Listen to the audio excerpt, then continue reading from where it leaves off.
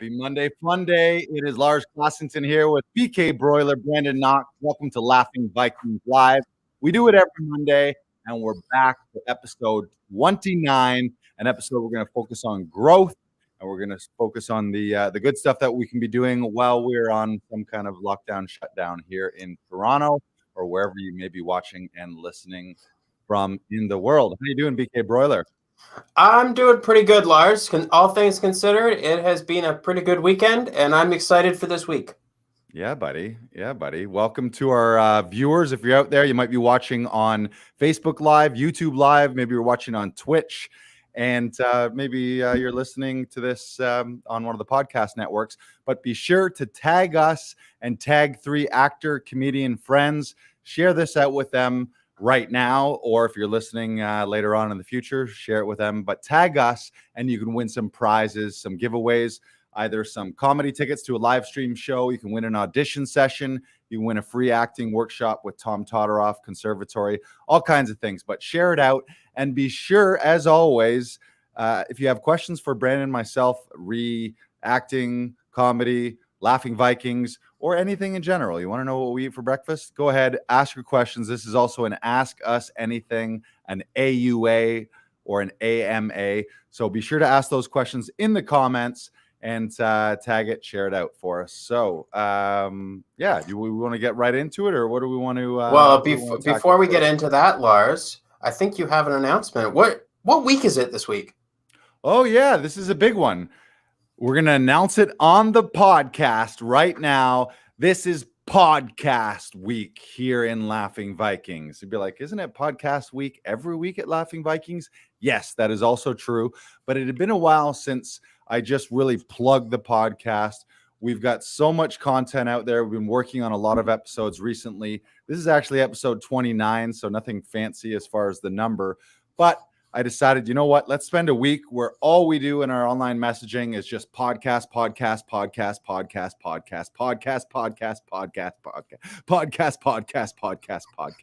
So it's all about the podcast today. If you're wondering, what are you talking about, Lars? Go to our link in bio if you're on Instagram or Facebook, or go to laughingvikings.com/links. You can click listen to Laughing Vikings Live. You can listen to it on any of your favorite podcast platforms. But be sure when you're at laughingvikings.com, there's a little box on there. If you follow it, you'll see you can join the cast and crew for new episodes and also get first in line for giveaways, training, and new special events. But in order to be notified, you got to throw in your name and email there. So you'll be on the weekly newsletter list where we let you know about upcoming episodes, new events, new training, all of those things. But you got to connect with us to do so. So please do this. Jim Tooby he just asked a question right there. Throw that up here. Oh, did you do it? Yeah. Sorry. Yep, there we go. No worries. Jim Tooby, the Tubinator, one of our loyal and regular guests and friends and colleagues and peer in show business. Jim, he just asked, Lars, is this a podcast? Yes, this is a podcast. This is episode 29. But if you're like, what do you mean this is a podcast? I'm watching this on Facebook Live right now. Yeah, we do it live. We record it live, so it's a live stream, but then we take the audio from it and put it on all of the audio podcast sites, literally everywhere. So if you're an Apple podcast person, it's there. Google Podcasts, Stitcher, Anchor, Podbean, Google, Spotify, all of those places. So Jim, you're in the right spot. It's podcast week. So if you're following us on social media, you're going to see a ton of old clips, new clips. You're going to see me tagging past guests, former guests, actors, comedians, creators, artists, entrepreneurs. It's an exciting week. So be sure, if you're not on the podcast bandwagon right now, you might as well just get on it today. Otherwise, you're going to be like, I'm annoyed at Lars because he's been barking podcast at me all week. So just go do the thing right now. Follow us on your favorite podcast platform so I can stop talking about it. How was that? Was that the big announcement? That was good. That was good. Podcast week. And be sure to, again, once let us know in the comments what city you're watching or listening from. And also let us know any of your comments throughout the session here today. We'll bring up audience comments. We're able to interact with you on the screen here too. And we'll have a little fun. So you want to get into it here? Let's get into it, Lars. Lars, I want to talk about Zoom audition sessions with Laughing Vikings. what kind of setup should I have if I want to book a Zoom audition session with Laughing Vikings? Great question, BK Broiler. First of all, we should let people know, again, you're watching this from around the world, so everyone's got different COVID situations happening. Where we are in Toronto right now, film and TV is still open, and film and TV sets are open, and commercials, no theater, no live shows. But what's happened is most of the auditions are Zoom auditions. So it's really important that you're tech savvy enough and you're comfortable with Zoom auditions right now, because it's really what's happening. Everything is self submissions through what are called self tapes, or in our lingo here at Laughing Vikings, just audition sessions, and then we send it into casting. But you really got to know your stuff. And Zoom, in our 2020 and 2021 COVID world, Zoom is one of the booms here. It's a big boom, Zoom, and we are still doing a ton of Zoom sessions. So, to go back to your question, what do you say? Your question was, what kind of setup should I have if I want to book a Zoom session? Well, first of all, I would say if you're an actor right now, if you don't have a home studio set up, I don't know what you're waiting for right now. Like, I personally had one long before Laughing Vikings. Then obviously we started Laughing Vikings. It's an essential part of your life right now. If you're any kind of creator, you should have a home studio. A lot of our members here at Laughing Vikings also have their own home setup. Sometimes they're in studio with us to do it in person. Sometimes we're Zooming with them. But what do you need? You don't need anything super fancy. You need a decent backdrop. They usually call it a plain wall. A green screen is decent. Something non-distracting, not with a ton of clutter. Yeah, Brandon's got one right there, studio backdrop. Yeah. In this world, though, green screen and virtual backdrops, as long as you're pulling it off tech-wise and you're not being lost in it, that's a great way to also add to things too, because then you can swap out your backdrop and make it appropriate to the audition. But again, you got to be really sharp. You can't be fading in and out of the backdrop, or pixelating and disappearing like you look like a ghost. But you don't need much. You need decent lighting. That could be lamps. You could buy softbox lights. You could buy a ring light. They're very popular. In a future episode, we'll actually link up some of our gear and some of our kits here. Yeah. Right? The direct Amazon link. So if you're like, what are we doing here in the studio? We'll show you our exact setup.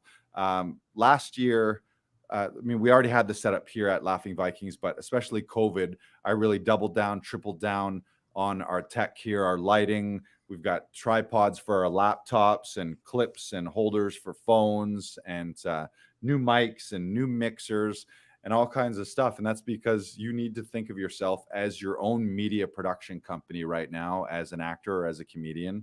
And you need to have professional gear. If you want to be viewed as a professional, you got to have professional stuff. And we can help you with that. Yeah, because we'll come on the Zoom session with you, and we'll make sure that you have the proper setup so that we adjust things just as we come on the Zoom session with you, and that way you feel more comfortable, you're ready to go, and like that. As soon as we do those little adjustments just off the top, you'll feel more confident. You'll feel a lot better about doing it over Zoom. Right. And so, as a follow-up question to that, Lars, can Zoom record your sessions? Or do you recommend that they use their phone and just have the reader on Zoom? Ultimately, you can do whatever you want. Our service that we provide is we record it directly through Zoom. I think the more you're familiar with Zoom, the better right now. And Zoom can really do it all. So maybe we should talk about a little more about how we run those sessions. So when you book online, immediately you'll get your booking confirmation. The Zoom link gets sent out with you. Your session director gets that confirmation. They'll create they'll open up the Zoom link, you join. But then your session director, first thing we'll do is kind of check your tech, check our tech, do a sound check, check your frame, make sure your lighting's equal on either side, make sure there's nothing too distracting, make sure your eye lines are looking good, make sure your mic is reading, that there's not echo, making sure there's nothing distracting that would take away from that Zoom session. And that's tough to do if you don't have a second pair of eyes. And then we pin your video so that it's not toggling back and forth as we're reading. But your session director will pin your video, and then we'll just go take by take by take by take. One of the differences with a Zoom session versus an in-person session is here at the studio when we're doing them in person, we have the ability to play it back on the monitor, and then we can watch it and make adjustments. Within a Zoom session, we're not able to watch the takes back because Zoom doesn't render them till you end the Zoom meeting. So we sort of have to go by feel, but as an actor, that's really hard to, like, you're not seeing yourself, you're not outside your own body, which is the tough thing about directing yourself. So your session director on these Zoom calls is also reading, but also watching your frame, watching your choices.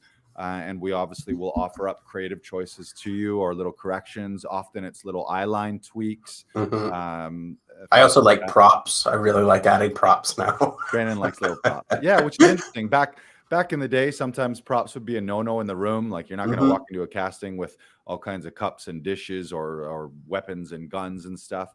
But there's a little more leeway. Again, different casting directors have different opinions, and there's no like general hard rule. It's just, some people have preferences, some people don't. But I also love props if you can use one effectively and it's not just too distracting. I actually did one recently that had tons of props. It was like an infomercial thing where there was arguably too many, but I had fun with it. So, yeah, so Zoom sessions. So again, we can help. We are helping on a weekly basis, helping actors who are home because of the lockdown and stay-at-home order, or maybe are immunocompromised or have immunocompromised family members, or they don't live in Toronto. Yeah, that's true too. We've got people internationally now, which was really cool because pre-COVID, all of our members were right here in Toronto, even right in Riverside in Toronto East. But now that the world is Zooming, that we have a member in West Virginia, like literally all over the place. So if you're stuck and you need a hand, you can go to laughingvikings.com/Zoom and you can book one there. And also, we're still doing the promo for new members. If you join today, you get your first audition session free. So just for $29 for your first month's membership, which saves you $20 off all your sessions, but you get a freebie right off the top. So that's the best way to join us. If you need a hand, then just hit us up. And for the first month's $29, you get one for free right away, which would normally be $69 in studio or $59 via Zoom. But the bottom line is you got help. You need help to do this, and it just goes smoother versus if you're tired of bugging family members and friends and you're having a rickety setup. We should also talk about some of the other ways that members are using the Zoom sessions here. Do you want to talk about in-studio Zoom sessions or helping people Zoom prep?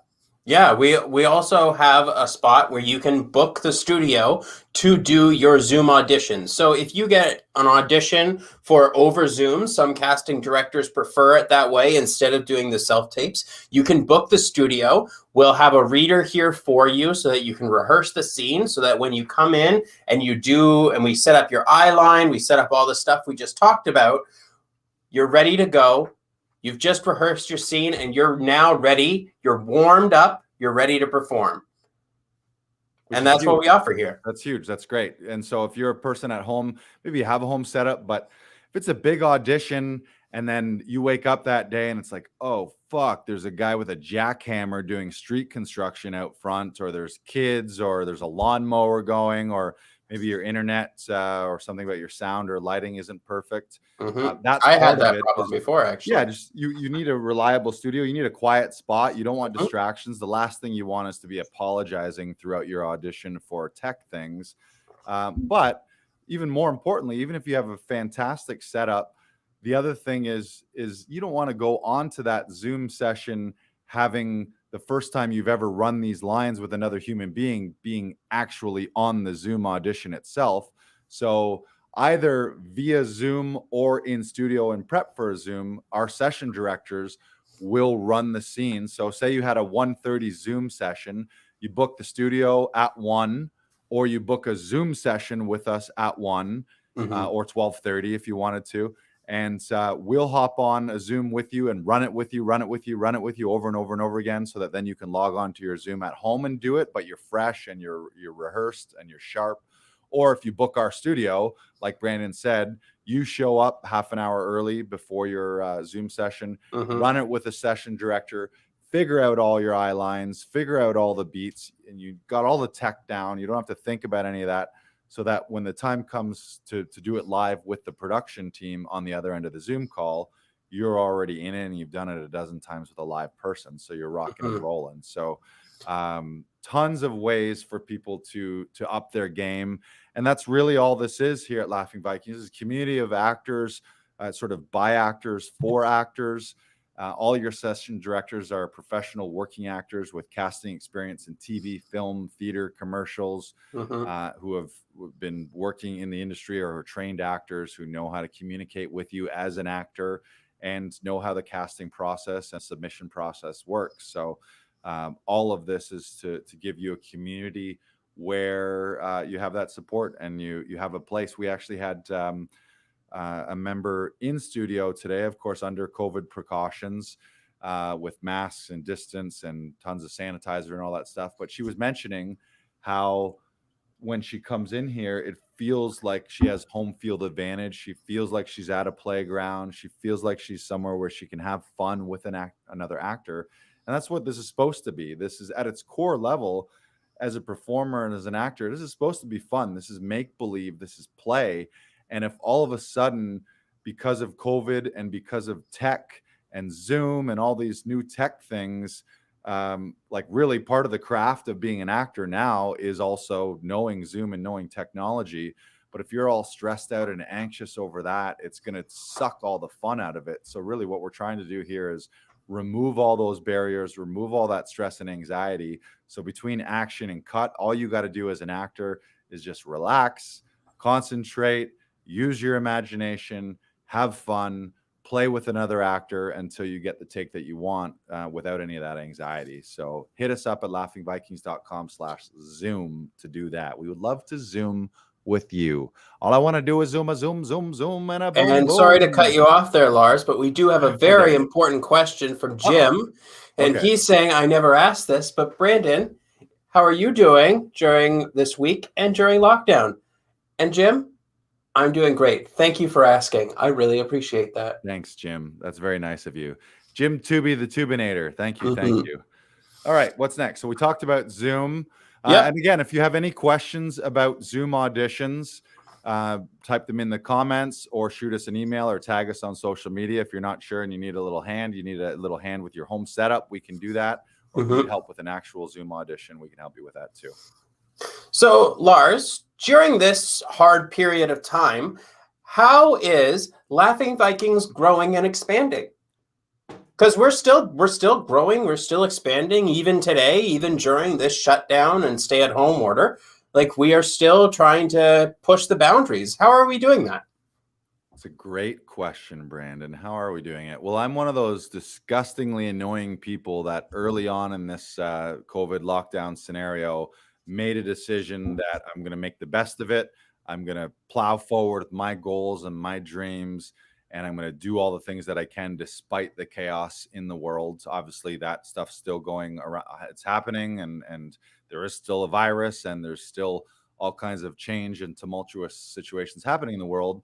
But that doesn't have to mean you just like curl up in a fetal position. So really early on, I made that decision of like, and I didn't make it alone. I made it from having some good mentors and some good coaches, listening to some of those coaches and podcasts online. And one of the things they really said is all of us have a decision and have a choice at any point in our life. It's always the best of times. It's always the worst of times.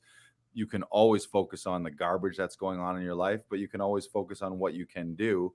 And we all have control over that. So early on, for me personally, I made a huge commitment to personal growth and learning. So taking workshops, taking classes, whether it's acting stuff, voice and speech, or digital media and online marketing, and learning the tech of Zoom, also personal health and home workouts and all that sort of stuff.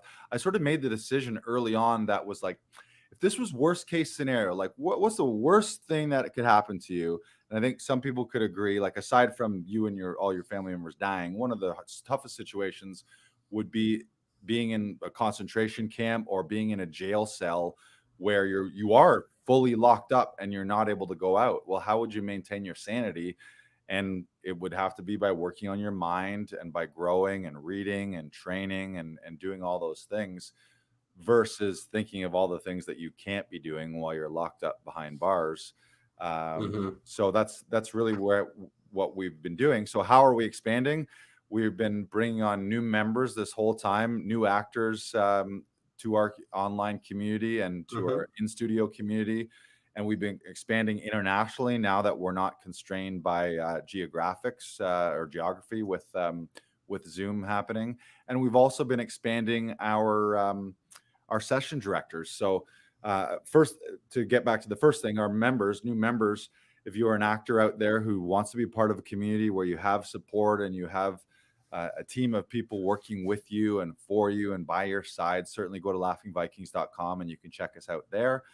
But also, if you're an actor and you're interested in earning some side hustle money and working as a session director, or you want to start your own sort of studio business / coaching client business, we are accepting and taking on new members, our new session directors there. So we can maybe talk about who those people are.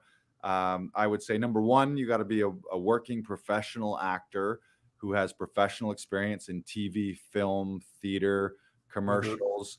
Specifically, if you have any extra experience in casting. So if you worked in a casting house, or you've been a reader, or maybe you've just helped a lot of friends and colleagues with their own self-tapes, so you're very familiar with the self-tape process. And also people who have some editing skills as well, like to be able to basic editing. Doesn't really matter what software you use, but at least basic snips and cuts and fades and maybe the odd title, but very basic. And more important than all that stuff, really what we're looking for, I personally look for attitude and I look for vibe. So there's a couple things there. Very positive, very upbeat vibe. I want people, when actors are coming to us for help, we can't bring our baggage and our life's negativity, and we've all got it. We've all got stuff happening. But in that moment, someone needs a hand with an audition that potentially could change their life and change their career forever. It could be a 5 or 6 figure or even a 7 figure role down the road. So we need people who are able to put other people first, be a positive sort of beacon of light. Maybe people come into the auditions with stress and with some anxiety already. So we got to kind of help them shake that off and focus on delivering a great audition. And also, I guess those are the two things, the positive attitude and putting other people's auditions before your own garbage in your own life. I think that's really big. For that hour that we're working with someone, it's got to be about them. And I feel really confident myself and all the session directors here that while we're working with actors and with our clients and members, that they're getting great service and they're getting someone who for that hour is really invested in that person's success. And I don't know about you. Well, I do know about you, but for me, and I'm sure I speak for both of us, one of the best things and most exciting things that ever happens is when someone lets us know about a booking that we help them submit the audition for, and we were the reader and we were to run it. So if you're that type of person where you're A, you are an actor, B, you have experience, C, you maybe have casting experience, D, you have editing experience. But on top of all that, the most important thing is you're someone who is very positive, very optimistic, and someone who wants to help other actors in the industry. So if that sounds like you could throw your name in the comment right now, or you can send us an email at lol@laughingvikings.com, or shoot us a DM at Laughing Vikings. And you can not only come on board as a member here, getting your help with your own auditions, but you can start running your own studio session. And really what I want to do is I want to help other actors do what I did. And what I did is I built a studio business and a client / coaching business centered around auditions for actors and comedians. And now I want to help other people do the same thing. And you're one of those people, Brandon, who we've been working together quite a bit. You've been here several months now. And so maybe can you talk a little bit about your experience as a session director, how it's helped you, Yeah. Maybe in the craft of things and the actual experience of running the sessions, but also financially. And maybe if you have any comments for someone who's thinking about doing something like this, or thinking about getting involved with us, what you'd say to them. I know before I started working here, it was very much a do-it-yourself kind of vibe. Especially, I was talking with someone about this last week, I think, and like, I don't think it was advertly said, but during theater school, it feels like someone is continuously saying, if you don't do it yourself, you're not good enough.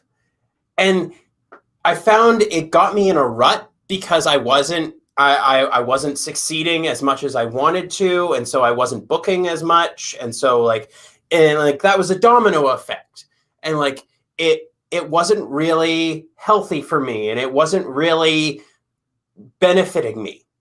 And so I knew I needed a change. I knew I needed to find something to give me more to get more confidence, to be more myself and get back to where I was. And like I felt like there was something missing going on in my auditions. And like I think I talked to you the other day about seeing an old tape of mine, and I was like, wow, I really saw how unhappy I was in that situation. And I think you were like, oh, well, I thought you were just sort of leading into it. And I was like, yeah, well, it was also real life. You were playing sort of like a depressed, drunk down on his luck kind of guy, like a guy in a seedy dive bar. So yeah, like, oh, you really went method on this one. No, it was just my life at the time. So, but like, it's really helped me understand that the more I put in, the more I'm gonna get back. And like, so like the more I help with someone's auditions, the more I'm seeing how tactics and how different people work, and how to work in front of the camera, when do I go back, when do I come in, like when do I do all that stuff, because like you never have enough time to work in front of the camera, but you do now, because of your phones, because of like different cameras that you have on your little devices. You can now practice, you can now work on that stuff on your own. And like, that's, I think, is the most beneficial thing of all, is like doing it yourself, but for the love of it, not for anything else, not for the casting, not for the booking. Forget all that. I always like to think of it as like, acting is like a sundae. The more you put on, the better it's going to be. Like you get the sprinkles on there, you get the hot fudge, you get the strawberry sauce, you get M&Ms or Reese's or something like that. And like, the more you add on to your sundae, the more interesting it's going to be, the more colorful it's going to be. But the casting is not that sundae. The booking is not that sundae. It's a little bitty cherry on top. So make the work something that's important for you. The more you do that, and the more you invest in learning, and the more you try and figure out different tricks and hobbies and stuff like that, the more dynamic your performances are going to be, and the better you're going to feel, the more confident you're going to feel. And so I think that's what I've learned the most, is just going for it and working as a team. The more you work as a team, the less lonely you're going to feel, because you're with someone in that room. I don't really like working on monologues all that much. I love working on scenes. I love being in the shit with somebody. I love being in the trenches with somebody else and going, this is fucking hard, but you know what? We're going to do it. We're going to push past this because we can. And the more I feel that camaraderie, and the more like we come together, and we have everyone has differences, and you always have to adapt to the scene you're playing, the person you're playing with. And like, but the more you adapt, the more you try and figure this out, the more you like work on your own craft, the better you're going to feel. Hallelujah. Testify. Gonna get an amen on a Monday. Amen. Yeah, you said a lot there. And one of the things you said is very common feeling. I think me coming from a stand-up comedy background, and it's the same for actors, there really is no there's no set career path, but it's also a very lone wolf thing, more so for stand-up comics, because it's just like you're on stage alone. Acting, at least you land in a production and you can have an ensemble cast. Mhm. But with the exception of when you're actually acting in a show on stage or on camera, most of our time is spent as a lone wolf, which gets lonely. It can get depressing for certain people. And you sort of lose that original innocence of this is play. When did you first did this? You probably did it with your brothers and sisters or your family, or you mimicked something on TV, and at a family dinner you made some Mhm. wisecracks, or you started imitating someone. And And I then even know for me, like I have actor roommates, and but it still felt like I was imposing on their time. It never felt like this is about me trying to succeed in my audition and do the best performance possible. It's about trying to get this done as quickly as humanly possible so that they're done and they don't have to do anything else. And like that's understandable because they're taking time out for you, but you don't want that for your audition. You don't deserve that. You deserve better. You deserve the time to work on your craft and do it to the best of your ability. And so you should invest in yourself. You should try and do that. Simple as that. Hundo P. So you've been a session director several months, and then on top of getting to build your craft and be active in it, and that was the same with me when I first started. One of the great things about it is on days where I didn't have a stand-up show, or I didn't have an audition, or I wasn't on stage or on set myself, I was running multiple auditions sessions with Mhm. friends and peers and members here, and getting to work on it, getting to do cold reads, getting to see new language, getting to see new productions, figuring out who's casting what, and learning whose agencies, who actors, what agencies they're with. So really, you're being immersed in it. And the classic actor dilemma is, how do you pay your bills? And so everyone's trying to balance these Joe jobs and then trying to make it in acting, but Mhm. that's challenging. So one of the beautiful things about this is it was a way, and it was really born out of necessity. When I first started Laughing Vikings 4 years ago, it wasn't because I was like, had this, at that time, didn't have this grand scheme of a fancy production company and a studio and multiple session directors. It was really, how do I pay my bills and live at a decent place where I'm not in a basement apartment or not having a bunch of roommates like I'm a frat boy, and live in Toronto and survive as an actor. And that was part of the way to do it. So I've never had a Joe job, and part of that is being able to work in the industry, and I feel connected to the industry every day because of that, and I feel better and more equipped as a result of that regular stuff. We've got We some do have a question. yeah, let's bring them up on screen. It Um, seems LV is way ahead of the curve, especially during these trying times. I'm sure you guys have helped so many people, even if it's through Zoom/Skype. Has it been a smooth transition? um, I don't know. I mean, I don't know about, I would say relatively smooth, because I feel in these times, you just got to make, there's certain decisions right now you just have to make and then stick to them. And if Hmm. you're a person, it's been a year of this right now. So if you're a person that a year ago was like, oh, I'm just going to wait and see and wait for things to go back to normal, and you haven't been taking classes, you never really fully adopted Zoom, you didn't have a home studio set up, you're just losing consistently month by month, week by week. You're getting further and further behind. All of your dreams, all of your goals are in a dusty old bucket in the corner of a closet somewhere instead of instead of instead of you actively pursuing them. So and one of those things for me is and I'm not, I keep saying I realize this, I don't think I was a Nostradamus. I kind of saw the writing on the wall and was like, okay, everything was already moving at breakneck speed towards digital and towards virtual. Hmm. Now it's like 10x towards that, where there was no other option. So the only option we had was digital. So it was like, okay, the future is digital. If I'm not digital now, I got to fully lean into that. And I feel like we've accomplished that.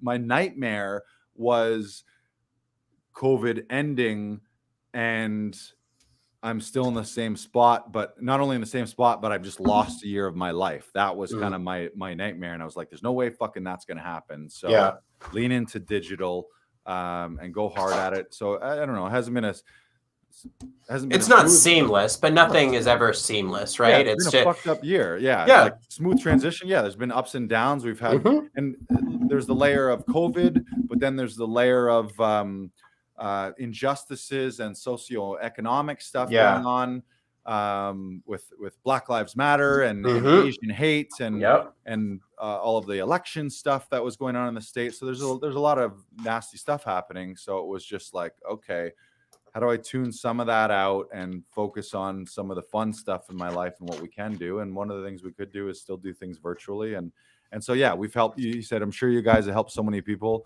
I mean, we've since July, since it was only the first 4 months that we were shut down completely. There was no TV film, no commercials, like literally the whole industry shut from March to end of June last year, 2020. But since July, even with these lockdowns and shutdowns and stay at home, green, gray, whatever, I don't even know. Like I personally don't even, I might check the news once a week to just be like, okay, what's the official update? But I think something successful people do is they make decisions quickly and then they stick to those decisions. Whereas unsuccessful people, they kind of like waffle about these things. So there's still people figuring out what mic they should buy for the last fucking year. And they're like, you need what mic? Just buy a mic. Or what webcam? You need a webcam. Or you need, like, they've been like, oh, what light should I buy? Buy a fucking light and get your thing set up now. And then you can tweak it and you can change it. But like hop on board. So yeah. I'm getting passionate here. But I'm loving it. Bring the Zach Michaels comment on there. Zach Michaels. Hey, what's up, Zach? Let us know in the comments where you're from too, because a lot of times we know you guys, or we know you from the community. But let us know in the comments what city you're watching from and how you connected with us in the first place. Zach says, gentlemen, your insight is phenomenal. Good word. And so is your why. Love it. I would like more information on session director. Feel free to message me. Thank you. Montreal based. Great. Awesome. Nice to meet you, Zach. You can shoot us an email at here. I'll put it in the comments here at lol@laughingvikings.com or whatever platform you're watching or listening to us. You can shoot us a DM there, and that will get the convo started. We sort of mentioned some of the things we're looking for, but yeah, definitely we're looking for people in all cities. You need to have the craft and the skill and the training of a professional actor and be working as a professional actor. You need to be able to learn some editing skills if you don't have them already. But Brandon knows he learned those skills in a few days. Like any of the tech stuff right now, if you're trepidatious or anxious about tech, you just need to realize everything is learnable. It's all out there. You don't need to go back to college to learn how to do this. You need to spend maybe, like, you might learn it in a half an hour on some YouTube tutorials, or you might have to spend a weekend or a day, but it's certainly well worth it. We're not going back from digital. Like, technology never loses. We plow forward. Like, we never reached the point where people were like, oh, you know what? Automobiles are great, but I kind of miss horse and carriage. And then we all went back to horse and carriage. It's like, we are plowing forward with technology. And it doesn't seem in the history of mankind that technology has ever lost. For better or worse, new technology has always obliterated old technology, which is interesting because last night, it's funny that I bring this up now, but I watched the documentary. Some of you might have watched the documentary, The Last Blockbuster. I don't know if it's still in existence, but at the time of this documentary, there was one Blockbuster location left in Bend, Oregon. And the interesting thing about Blockbuster is that entire video DVD rental business was born of technology innovation. It was when studios started printing DVDs instead of only having it or VHS or DVDs, depending on what you're looking at. But that was it was technology. And Blockbuster, their biggest technology thing was mom and pop stores were doing still like pencil and paper ledgers and rentals, or maybe very basic databases. But Blockbuster's booking thing, A, they had 100 copies of everything, but B, They had a booking system that tracked everyone, and it was faster and easier. So it was technology that built that whole business. And then it was a subsequent technological innovation that buried them. So they were the front runners in technology when Blockbuster blew up, and then they didn't adopt new technology and it killed them. So they killed the mom and pop with their technology. Then they became the mom and pop that got killed by Netflix and by streaming, and they were just too late to the party and didn't adapt quick. So didn't they have the option to buy Netflix at one point? Yes. Yeah. They had the basically like the owner of Netflix at the time, or the creator of it, kind of walked in and be like, boys, like, I got the next biggest thing here. Now's your chance. And they made them a deal and kind of got laughed, as the anecdote goes, sort of got laughed out of the room. Like, yeah, whatever, get out of here.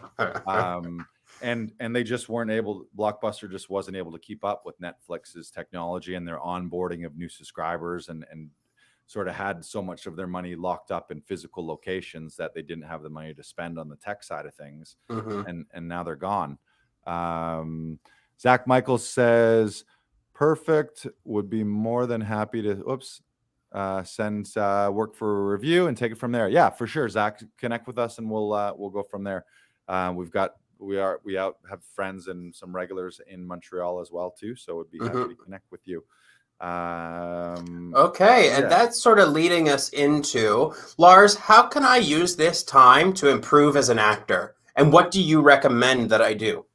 Well, I think, I mean, so much of acting and life is parallel. Like in our acting class, which we'll talk a little bit more about today, Tom Todoroff talks about actors being professional humans.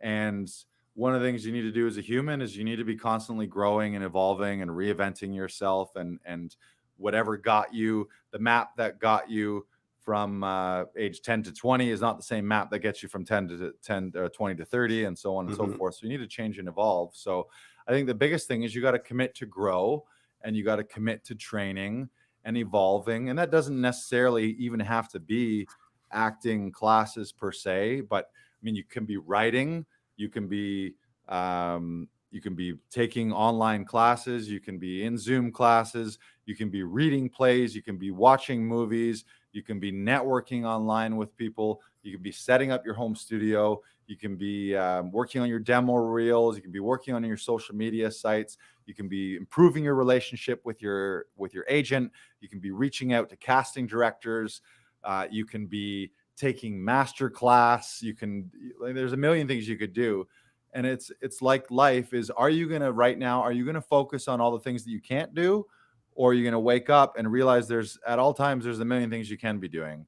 So you can sit in that state of, oh, woe is me, the world's fucked and nothing that I want to do is happening right now. And I want to be on stage, and I want to be at a party, and I want to be doing all these things. But this reality is maybe not right now is the best time isn't, like, right now is not the best time to do that, because we're not able to. So you got to focus on what's in front of you. And it's that constant life dilemma, or it's a psychological thing of, they sometimes call it, it's a locus of control is the psychological term for it, where you either have an internal locus of control or an external locus of control, meaning your life and the control you have over your own life is either determined by the external things that are happening in the world right now, which sucks because you don't have control over 9 billion people. You don't have control over your government. You don't have control over a virus. The only thing you do have is you have control over this and your own body and your own space and your own home and your own home studio. So if you have an internal locus of control and you feel, you know what? No, this world is not happening to me. It's happening for me. And then it's up to me to figure out and create my own perceptions of what's happening, and then create my own reactions or pro actions to what's going on. And you take control over your life. So I think that's really what it comes down to, is improve as an actor the way you would improve as a human. And that's deal with the shit that you have a little control over and that you can change, and forget about all the shit that you don't have control of right now, because it'll drive you crazy. And also that probably involves maybe spending some less time with certain people in your life Mhm. who maybe would have not the best positive influence on your mental health right now, Yeah. and also spending more time with positive people and growth-minded people. What I was think that quote we had the other couple weeks ago when Kat was on here? One of the rules to a longevity in life is surround yourself with people whose eyes light up when they see you coming. right, not like, oh fuck this fucking guy again. Right. And we live in an amazing time right now. Again, if you're a pessimist right now, you're probably already tuned out because you're like, I just fucking can't take this Lars guy. All he talks about is the good stuff. And I would say I'm a optimist / realist. I think the reality is you have control over certain things. So if you lean into things you can control. And when it comes to surrounding yourself with people, the old adage is you're going to be the average of the 5 people you spend the most time with. Now, we used to be limited. That meant the 5 people you were in person hanging around with. So that might have been a couple best friends, maybe a girlfriend, boyfriend, spouse, maybe your kids, maybe your parents, your family, your teacher, your neighbors. But now that those 5 people, that could be a doctor in one country, that could be a high performance coach in another country, that could be a world renowned acting voice and speech coach in another country. So Mhm. you're like 5 mentors right now between listening to podcasts or following people on Instagram. Really curate that right now. And that's also something that I've was given that tip I don't know, tip, I guess, or yeah, I guess you just call it a life Yeah, and tip. then So you yeah. executed it, right? So go through your social media. Like, what are you Mhm. listening to? Go through your people are like, oh, social media is all full of garbage right now. No, your social media feed is full of garbage and you have control over that right now. Unfollow people that are constantly spewing divisive hate or garbage. Unfollow people that are constantly bringing you down, and then follow people that are positive. Follow people who are leaders, who are role models, who are coaches, who are mentors, who are growth oriented.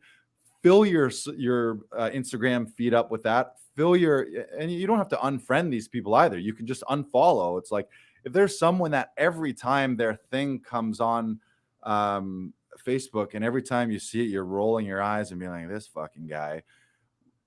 What are you doing? Why are you spending those 5 seconds every day with Yeah. that person? Yeah. Unfollow them so you don't need to see it.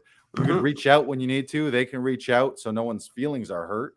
But you don't need to see that guy complaining every day about all the things he doesn't have in his life. You can see Tony Robbins or Brendan Burchard or these world-class people. You can literally have them in your ear all day long. Like imagine having Deepak Chopra, this spiritual leader, chatting with you all day long. And then you start to look at the 5 influences on your life, and if you're the average of those 5 people, you could listen to the top 5 people in your field right now all day long, and sooner or later you're going to be inching up, and your thoughts and your habits are going to be mimicking them. So I would just say improve as an actor the way you would improve as a human, and that's Mhm. by focusing on what you can control, focus on growth, focus on learning, focus on training, and don't watch the news immediately when you wake up, and don't watch it immediately when you go to bed, because it's going to set the tone for you. And just understand that the news is not facts. The news is No. all the negative facts sensationalized to sell advertising. That's what it is. It's not like anyone who if you I don't care what news, like I don't care what news. It doesn't matter whether you're watching CBC, BBC, Al Jazeera, CNN, Fox News. None of them exist just for the benevolent reason of letting you know what's up in the world. They're Mhm. all selling ad space. And what sells? Clickbait, fear, and hate and violence. Like there's a reason that there's a million crime reenactment shows and there's not too many like Good Samaritan reenactment shows. Hey, did you see that reenactment show about all the nice things that people do? Nobody's reenacting nice things on shows. It's all CSI murder shows that we're watching right now. Mhm. And that's because that's kind of sensational stuff sells. So just be really aware of what you're feeding your mind right now, because it can be bad right now. Like if that's all you're getting, like, and I feel for you. And again, if you're one of those people saying like, oh well, Lars, you can't just ignore what's happening in the world. I'm not saying ignore what's going on in the world. I'm just saying be very judicious about how much of that you let in to your world, and then focus. Like there's certain social causes, and whether it's social injustice or whether it's climate things, there are tons of things that we should be actively at being advocates for and campaigning for and helping out, but do that judiciously and actively figure out where can you actually make a real tangible positive difference. And it's probably not in watching the news and sharing shitty news headlines. Boom. Love it. Great job, Lars. I loved that. That was awesome. Getting some fire. So we do have a comment from Zach, and then I might have raised my average right now by getting to know you guys. Oh, I love it. I love it. Love it. I'm giving myself a virtual hug for you right now, Zach. Yeah, that's true. And that's really what we're trying to build here is we're trying to build a community. And again, not people sometimes, especially in this last year, I've started to see the phrase toxic positivity come up, where it's like, oh, he's just so positive and he's ignoring, like, I can only be positive around him. Again, we're not saying that shitty things aren't happening. We're not saying that bad feelings or negative feelings or feelings of depression and anxiety aren't real. All I'm saying is you can what you focus on will grow. Yeah. So you can either focus on the good stuff and the good stuff will grow, or you can focus on the negative stuff and the negative stuff will grow. So it's really your choice. But we love you, Zach. Thank you for tuning in. And yeah, we're all raising our average. That's what we want to be doing right now. So speaking of the positive and trying to be active in your community, Lars and I have been taking a class every Saturday from 11 to 4 with Tom Todoroff in their conservatory. So Lars, do you want to talk about the free workshop that they can get if they go on to laughingvikings.com/links? Yeah, we'll talk and we'll roll a little clip. So in one of those things, and I was admittedly, when this first happened, like back in March when COVID first hit like dominoes around the world, we saw the news. It was like we all kind of saw it coming at us like a wave in slow motion, where we were all just like mesmerized. And then it was like, oh fuck, everything in my life is canceled. Like all of my stand-up shows, all of my auditions, all of my theater shows, all of our TV and film commercials, literally all of that stopped for 4 months. So that was a very tough and scary scenario. And right before all of this happened, I took an intensive with Tom Todoroff. He had flown to Toronto. He did a weekend intensive, amazing, transformative, life-changing. It was brilliant. Really connected with him as a coach and as a teacher. Took a ton of notes. And I had done this. I had audited once or twice a few years ago. Then I signed up as a performer, and so it was amazing. And I wanted to do more and wanted to go deeper with him. Then COVID hit. Then they started these Zoom workshops. And at first I was like, Zoom, I was like, I'm not going to take acting classes right now. There's no acting. Like the world is shut down. There's no industry. Like, what am I like? What kind of fantasy land? What are you doing? Yeah. Right now. Like, oh, I'm going to go the world's burning and I'm over here pretending to be an actor. And then what I realized is, hey, like, it's not going to stay like this forever. The world is transitioning to Zoom. And I saw what they were doing. So by August, I signed back up with them. And I think I missed one Saturday workshop since August. And it's been like literally life-changing.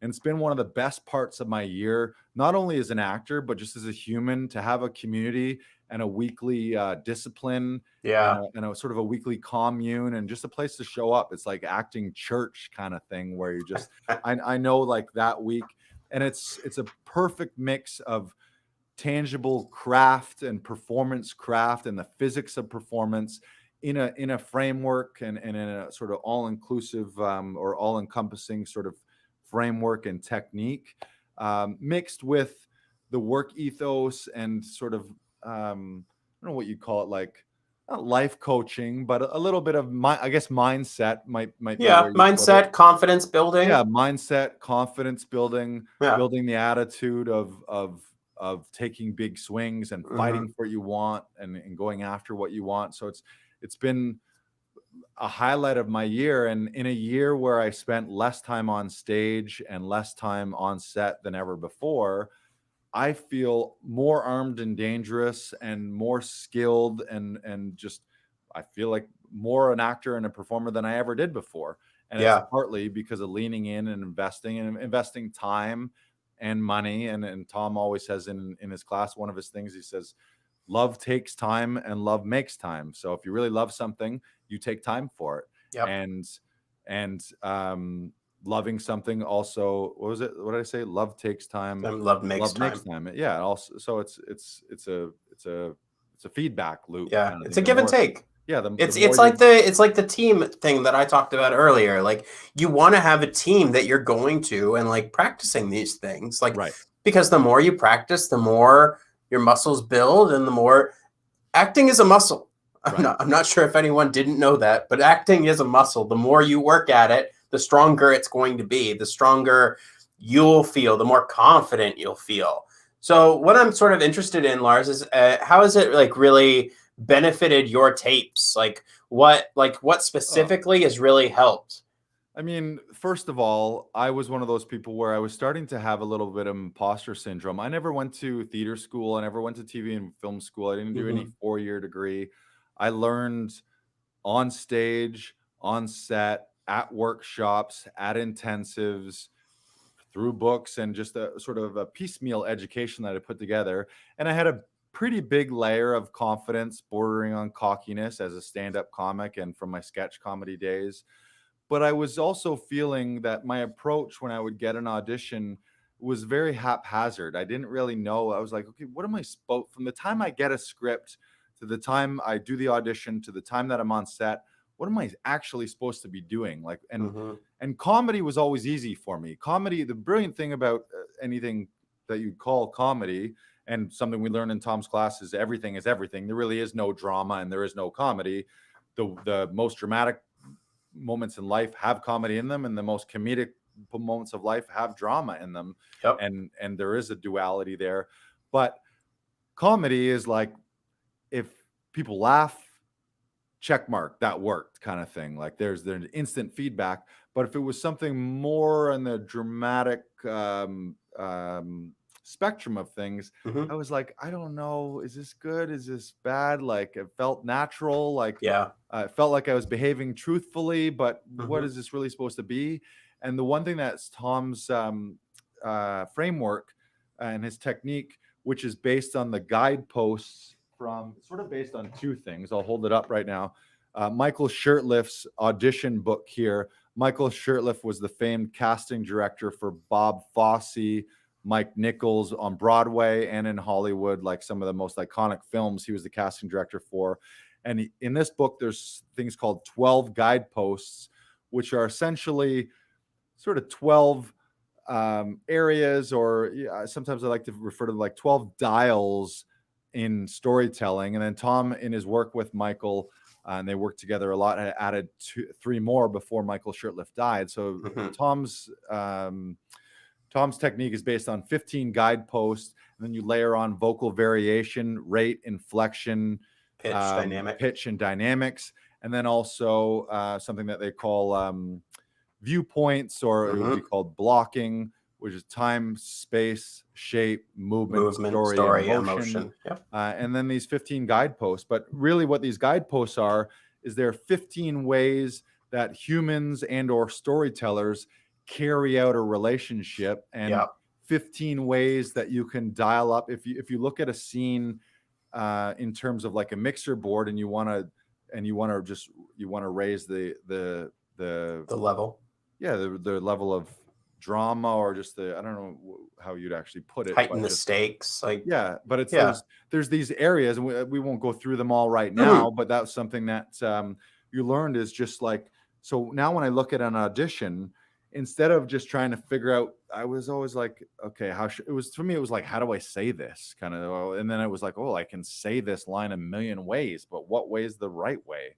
And there isn't really no right way, but there are choices that are stronger than others.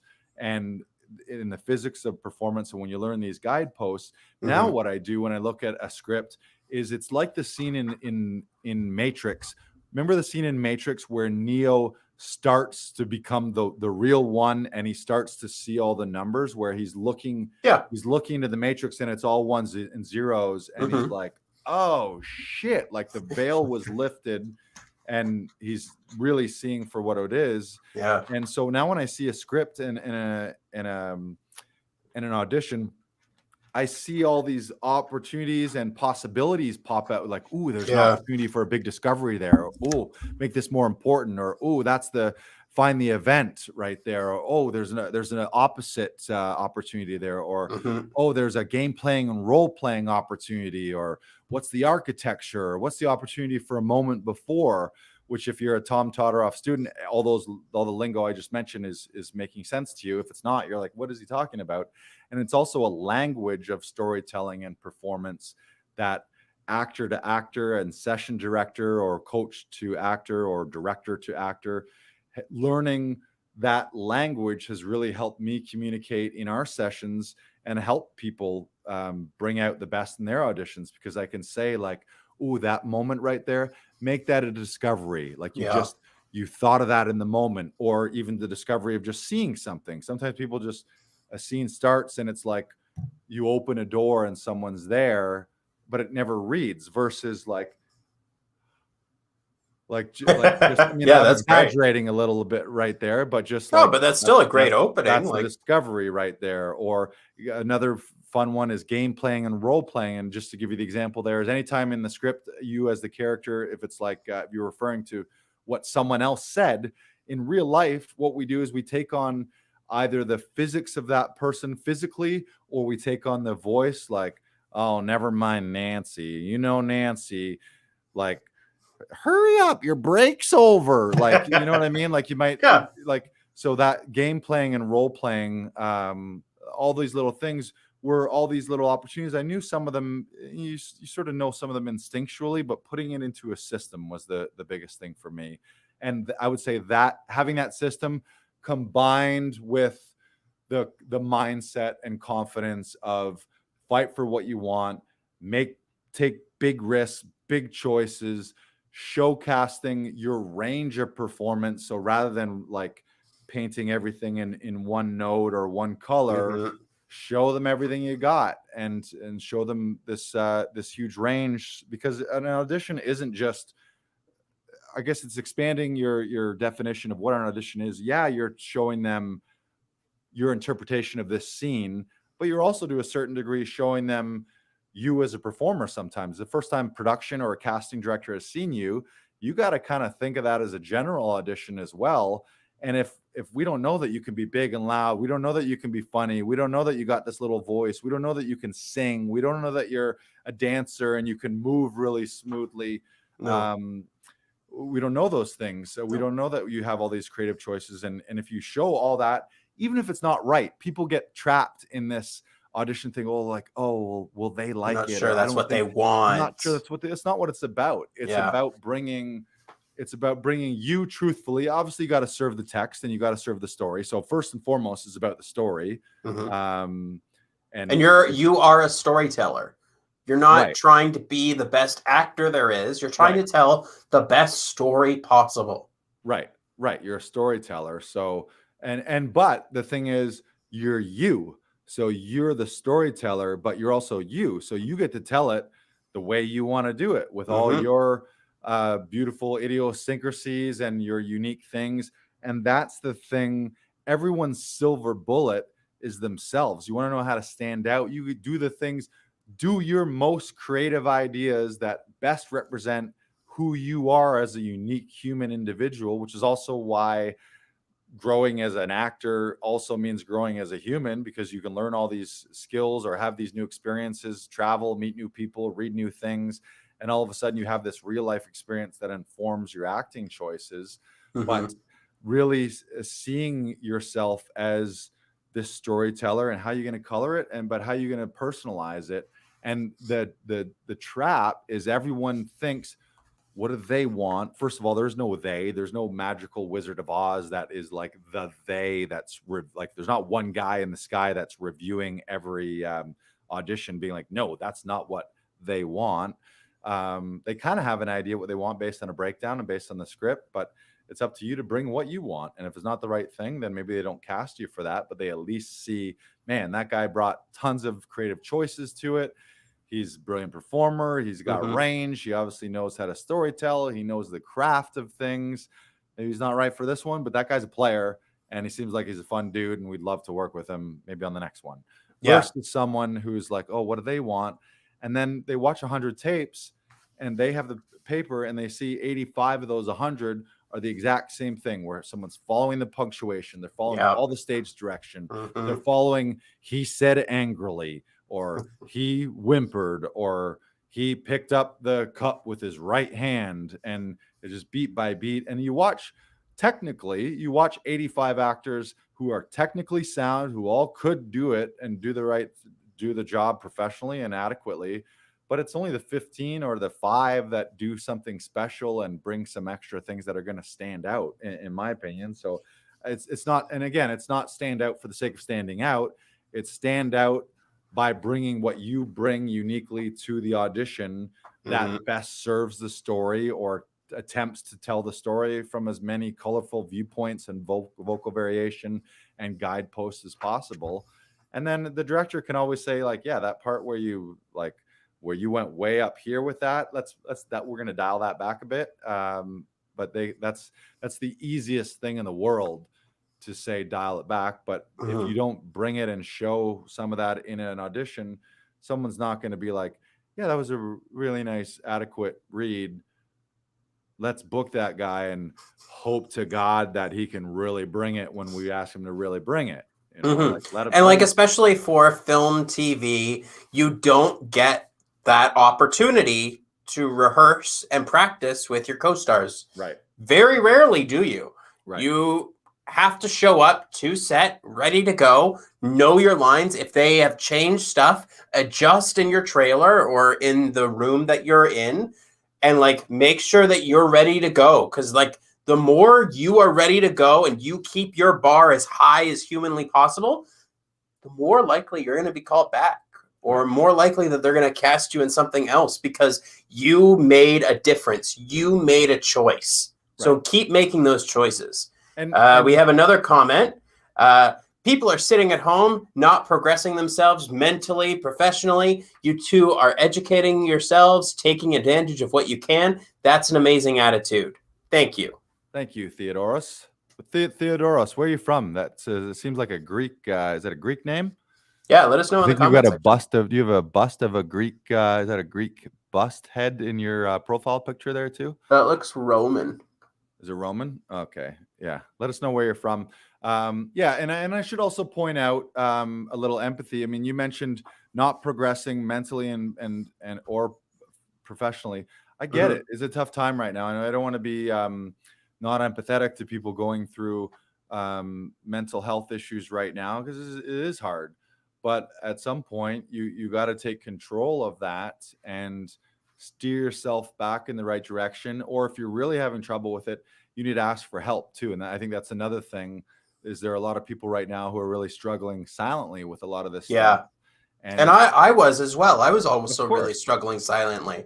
But like, the more you ask for help and the more you try and create and collaborate with a team, right, like Laughing Vikings and joining our cast and crew, the more likely you're going to succeed and you're going to book that $50,000 job, $100,000 job. Like, don't think of the small stuff. Think of what's possible. Like, Tom always talks about fighting for your dreams. What's your dream? And keep fighting for it. Never stop. It's the most important thing in the world. It's the thing that holds you together, and like keep fighting for that. Keep trying to pursue that dream. Right. And so I think we're going to roll a little teaser clip yes, about Tom. I mean, again, it sounds like we're gushing here, and we are, because for me this has been life-changing, and I it's helped all of my performances, same for me, all of my auditions, and it's for sure helped me discover things in other people's auditions that have helped them book roles too. I'm a way better director now, just with some of the lingo, and just like someone walks in, boom, moment before, boom, Yeah. discovery, boom, game playing and role playing, boom, opposites, boom, architecture. That's just like tweak, tweak, tweak, tweak, tweak. And that's only what I named 5 of the guideposts Yep. right there. So that's like, I raised it 33% of what I could have if I used them all. And we're not, anyone who comes and tapes with us, we don't really bill ourselves as coaches. And we're not billing like, you're going to come in and we're going to turn this from an F- to an A++++. But we do always know that when you tape with us, there's going to be a few things that we give you that you didn't have before. And I believe 2 brains are better than 1, and especially 2 creative people are better than 1. And you can't direct yourself from the inside. You need outside eyes. So you need that outside perspective. And I should also layer everything in. It has to be fun. And Tom's class are fun. It's a joy. He always talks about, he says, raise your joy tolerance to the heavens, or raise your level of joy to the heavens, raise your personal joy and raise your personal standards to the heavens. Auditions should be fun. Like it shouldn't be an anxious, terrible thing. You should be like, yeah, it's great. I get to act. I get to show them my own mini movie of me playing this character and how I would do it on the day if they want to choose to give me the role. And then every time you have fun and it's a creative endeavor. And I can certainly say that my auditions we've done them together. They're so much more fun now. Yeah. And actually, I'm excited when I get one instead of nervous and anxious about like, oh shit, how am I going to shoot this? Who am I going to book to do it? Where am I going to film it? All that stuff. So let's roll a clip. And before you roll it, if you want to be our guest at a Saturday acting workshop, we do them every Saturday from 11 till about 4. It's actually 3 classes in one. You do a text analysis class where we go through one of those guideposts and we really dive into exactly where you would see this pop out into the text so that you can start having that Neo-like vision where you're seeing opportunities and possibilities come at you from a script rather than a blank stare and trying to figure out does this resonate with me or not? And then sorry, I lost my train of thought there. So it's text analysis. At 11:30 we have a voice and speech. Class. Yep. Right. Yeah, we have a voice and speech class from 11:30 to 12:30. Game changing.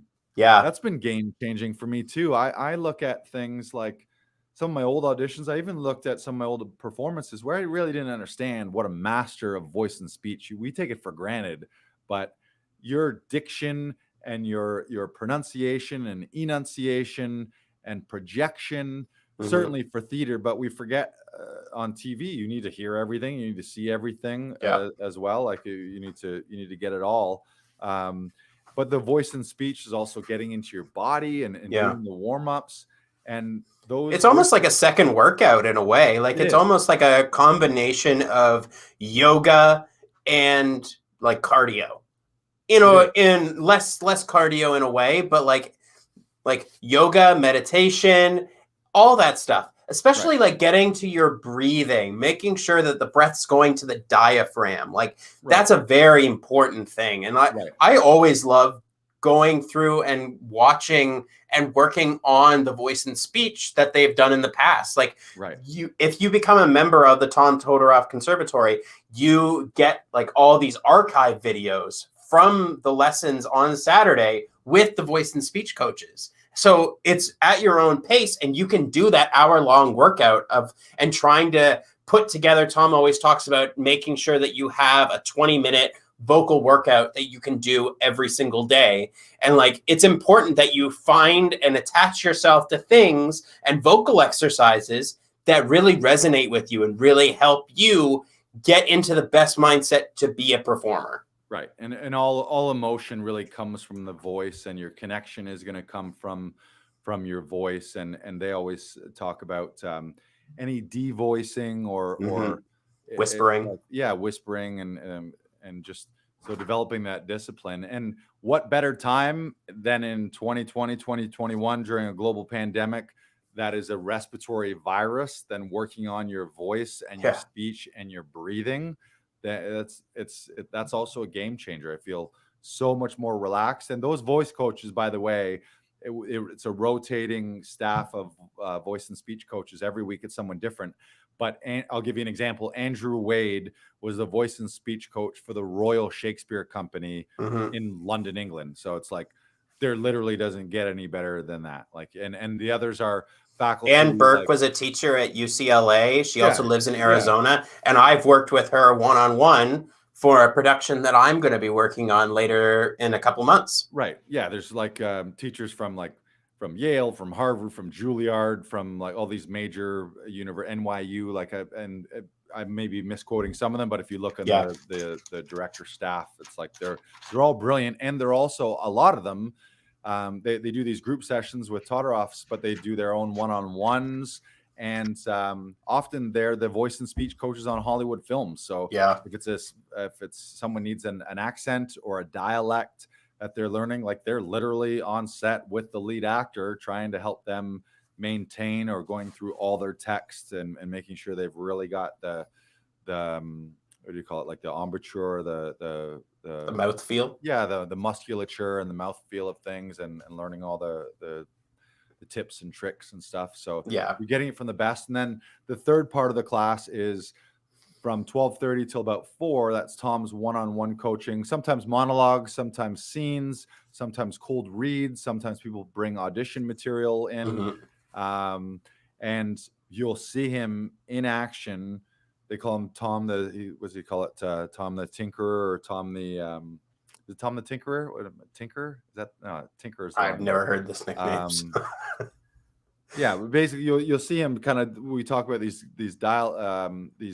guideposts where you'll see him tweak very quickly and very sometimes subtly, but all of a sudden this scene really comes to life. It's really transformative to see that kind of work, and it's positive. You get to meet tons of people. So check it this out. Is a clip. Clip. Yeah. Let the clip speak for itself.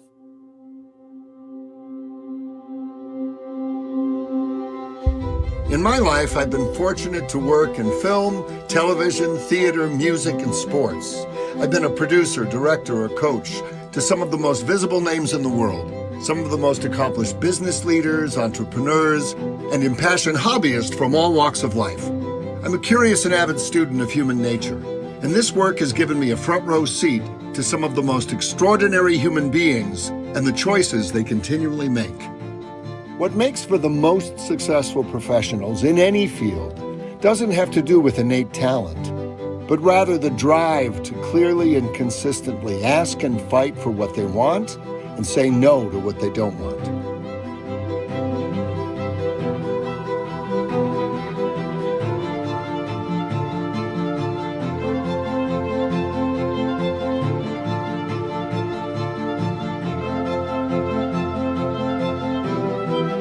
And they always do their best. The most direct route to success and self-love is to make a series of commitments and keep them no matter what. Demonstrate craft and commitment in a way that exceeds all of your competitors.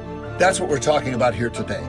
Write down this equation. Craft plus commitment equal confidence and career. What inspires personal communication? Passion. Love of what you're doing. Because if you truly love someone or something, you'll spend all the time in the world on that person or that pursuit. Love takes time, and love makes time. So if you want to know what or who you really love in this life, just look at where you put your time.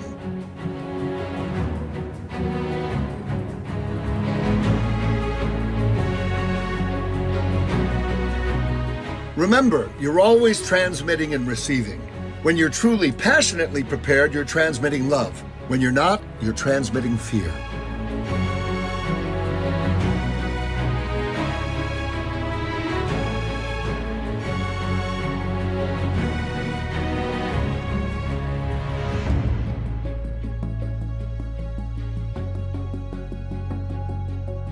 Humor is essential to getting your message across.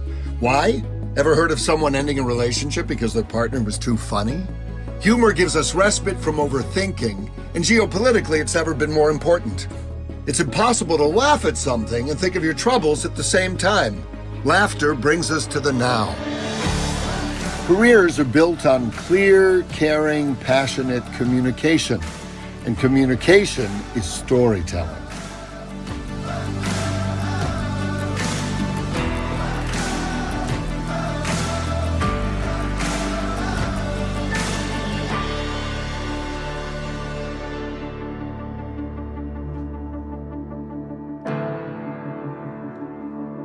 The minute you commit to a goal, whether personal or professional, negative forces align to test it and throw you off that goal.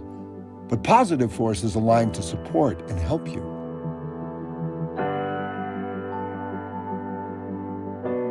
The important thing is not to take life personally. Life and gravity happen to all of us. It's all just a test of how committed you truly are. This is the art of showing up.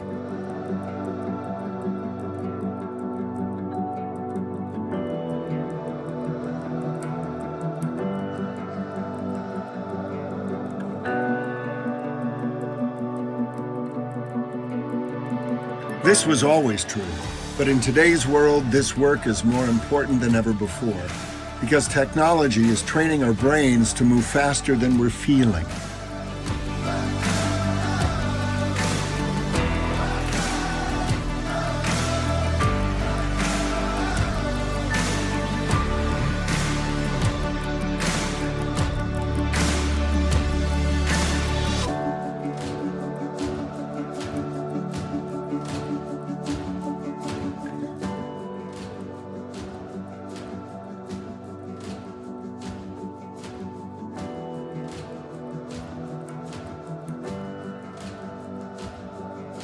Well, these are some of the elements of the physics of performance. When you learn how to employ these elements and bring these skills to every audition, rehearsal, and performance, your relationships will change, and so will your career.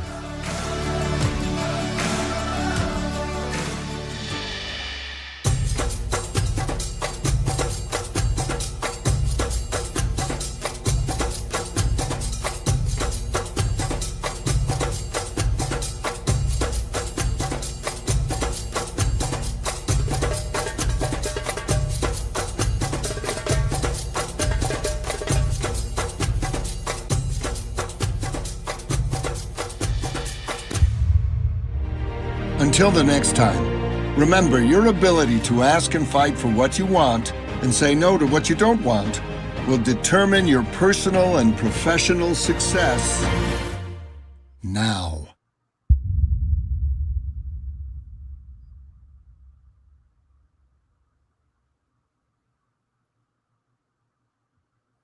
Boom. Whoop. There it is. So, once again, you can go to laughingvikings.com/link, or you can also get there through our link in bio on Instagram or Facebook, and you'll see a link where you can join a free Saturday workshop with Tom Todoroff. You can be our guest, and they do the first one free through that link. And also, for some of you might be like, just sign me up right now. I don't even need a freebie, but I would suggest do the freebie audit one first. But I believe we got a coupon code. I think if you let them know that you come through Laughing Vikings and use Lars15, I think you get 15% off your first month. So be sure to ask them about that too. We're there every week, so you'll see us there literally every Saturday. It's just like, it's my Saturday thing that I do. Yep. And if you're like, oh, I don't have time for this, then you really got to ask yourself, what do you really love about acting? Because if you really, really love it, then you would spend the time to do it. So and if you want to improve, you got to make a commitment, and there's also varying ways to do that. You can kind of digest it like a podcast passively, where you can be off camera listening and watching, or certain times where you're on camera. There's lots of Q&A, but generally when Tom's working with the coaching and performing, just the people who are performing are on camera. Everyone else is just watching via Zoom, watching and or listening and taking notes. But every week my notepad is just jammed full of stuff. And I take notes on the same things every week just to drill it into my head. Even if it's something I've heard, I'm still writing it down for like the 50th time, just to really help it sink in. So moving right along, Lars, and to one of our final topics that we're going to talk about today is a quote to inspire your week. So this week, I have a quote from Will Smith. Will Smith is a wealth of fantastic inspirational quotes. If you do look them up, I highly recommend it. He is great. So Will Smith, Philadelphia, born and raised on a playground, is where he spent most of his days. That's true. That's how you know. So Will Smith said, fear is real. Fear is not real. It is a product of thoughts you create. Do not misunderstand me. Danger is real, but fear is a choice. Now, why did I pick this quote this week? I picked this quote because over the weekend, we got a new stay-at-home order in Ontario.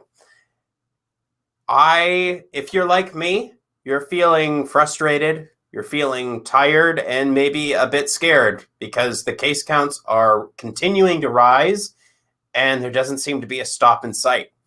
And you're allowed to feel that way. The danger of COVID is real, and it is hurting and killing several different people, maybe your loved ones, your family members. But don't let it crush you. And don't let it crush your dreams. We talked a lot about dreams today. We've talked a lot about finding the motivation to keep going, to keep pushing yourself. Because if you love acting, or if you love art, or if you love accounting, or if you love numbers, keep fighting for that dream. Never stop fighting for that dream. Because the more you fight for that dream, the more the world will open up around you. The more you'll feel better about yourself. The more confident you'll feel. Don't let the fear of the unknown stop you. You can keep going. You can keep fighting. Because where do we get emotions from, Lars? Get them from the head, get them from the heart, and we get them from the crotch. Yeah, that's keep great. Fighting. That's always great. Keep fighting. I've also heard fear. There's an acronym someone has called fear: false evidence appearing real. You think about a lot of fear. Most of our fear is the things that don't come to pass. We worry about worst case scenario, and it usually never gets there. And Tom even mentioned it in that video. He talked about you're either going to bring fear into the room, or you're going to bring love for the game into the room, and that's going to be based on your mindset, but also based on your preparation too. So. And I think that's so evident right now, and it's kind of it's probably the main duality in life. All of your thoughts, choices, beliefs, actions, words right now are either born out of love or they're born out of fear. If you're angry right now, you're probably really angry, but the root of that anger is based on some fear versus based on some love for your life, or love what you can do, or love for all the things that are still existing that are positive right now. So in your regular life or in the audition room, be acting out of love or out of fear, and just know that if you're acting out of love more times than not, even though the fear, we're human, so the fear is going to creep in. You're not a robot, but you also have control over those thoughts, and you can just be like, you know what, fuck you. I don't want to, that's not the thought I want to, that's not the track I want to hear right now, and change that song about fear in your head to a love song in your head, and your life's going to be a lot better. So before we go, we do want to talk about next week. Ooh, a little preview. Yeah. We haven't done this recently, or this is the first week we're going to do this, but then we're like, what if at the end of a week's podcast, we give you a little teaser about next week? So maybe. Let's pull that up. So remember to tune in to next week's episode, April 26th, for Adam Barnick, who runs Wicked Tree. There you go. Wicked Tree. So next week's session is really going to be highlighting demo reels. Yes. Adam Barnick is he's a editor, filmmaker from Wicked Tree Creative, which is based in Vancouver, but now who cares? The whole world is connected, so it doesn't matter where you live, we can connect with you. So he's going to talk specifically about demo reels. He's an editor. I hired him to put together my demo reel. We also have a hookup, a discount. Any Laughing Vikings members through Wicked Tree, you can get a deal on your demo reels. One of the brilliant things he does is he sort of does you call it like maybe a subscription thing, where when he makes your demo reel for 12 months as part of the cost of him doing it, during the following 12 months, when you get new footage from something that comes out or that finally gets completed, you can send it to him, and at no extra charge, he'll swap in that scene to your demo. So you don't need to be frozen by the indecision of waiting for new footage to get your best demo, because we're always in a state of waiting as an actor. It's like you do your you do your day on set, and then it's a year later or 2 years later. I'm just having a feature that I shot 4 years ago finally coming through. And the cool thing about Adam is when you get that footage, he'll just plug it into your your demo reel. So stay tuned next week for him. And and we do have a little clip for his company, Wicked Tree Creative. Here we go. We got no sound. Is there sound? Really? No? I don't hear any sound from the video. Here we go.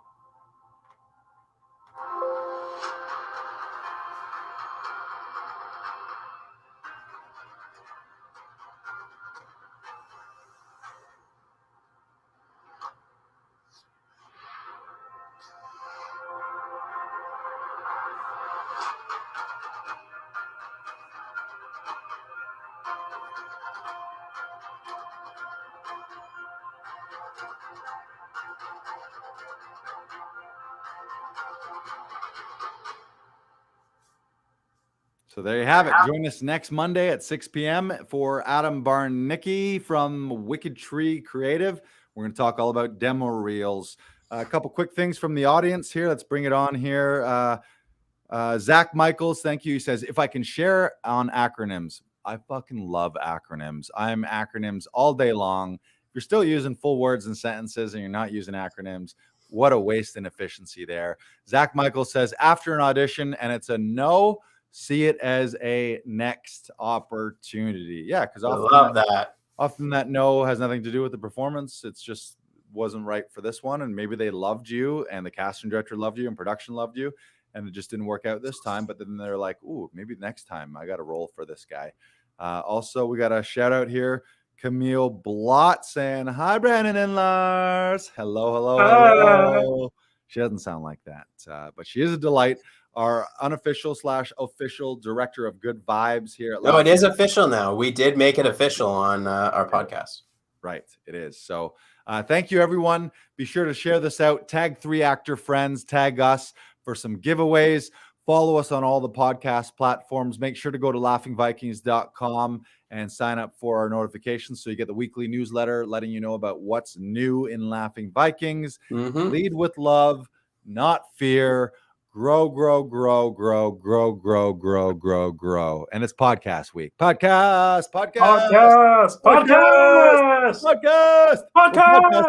We're podcasting. If you're like, speaking of what you can be doing right now in COVID, you could be doing a podcast right now. It's like, if you don't have a podcast by now, what are you doing? Like not having a website or not having an email. It's like, how do you not have a podcast, bro? This is the golden age of podcasting. Where's your podcast? Get onto it. And with that, thank you so much. We love you all. Thank you for tuning in. Enjoy your week. Wow. Bye.